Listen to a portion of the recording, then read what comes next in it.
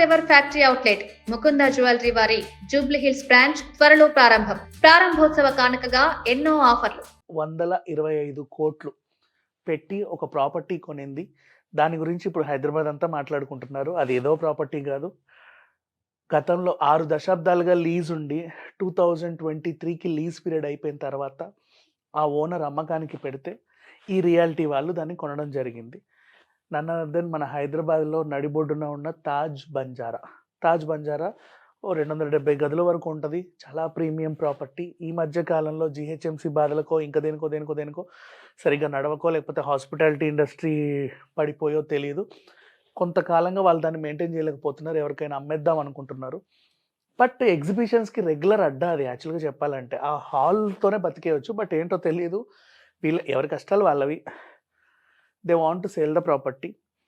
బంజారా హిల్స్లో ఉన్న Taj బంజారాని RR reality వాళ్ళు కొన్నారు. ఇప్పుడు ఆర్ఆర్ రియాలిటీ దాన్ని అదే హాస్పిటాలిటీ రంగంలోకి కొత్తగా వచ్చి ఇవన్నీ మళ్ళీ రెనోవేట్ చేసి మళ్ళీ అదే హోటల్ని కంటిన్యూ చేస్తుందా, లేకపోతే అది మంచి ఎంతో 3 ఎకరాల స్థలం యాక్చువల్గా చెప్పాలంటే మంచి ప్రీమియం స్పేస్.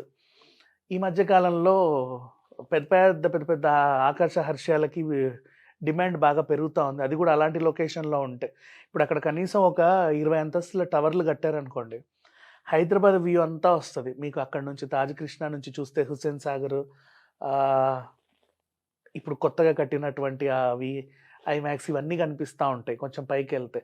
మరి అంత సెంటర్లో కాబట్టి అక్కడ ఉండాలని కూడా చాలామంది అనుకుంటారు. Because it's luxury. అలా కట్టి ఏమన్నా రియల్ ఎస్టేట్ బిజినెస్ చేస్తారా?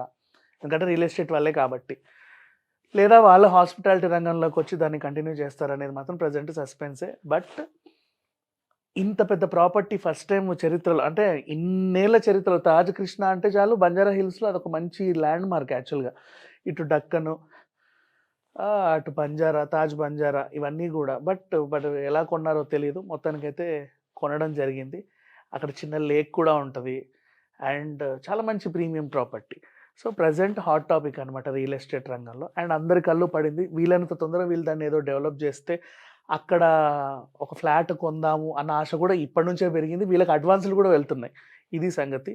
సో మొత్తానికి తాజ్ కృష్ణ అమ్ముడుపోయింది హైదరాబాద్ నుంచి. రేపటి రోజు, అంటే ఇప్పటి వరకు జీవికే వాళ్ళ కంట్రోల్లో ఉంది. ఇప్పుడు ఆర్ఆర్ రియాలిటీకి వెళ్ళిపోయింది. రేపు ఇంకేం అవుద్దో చూడాలి.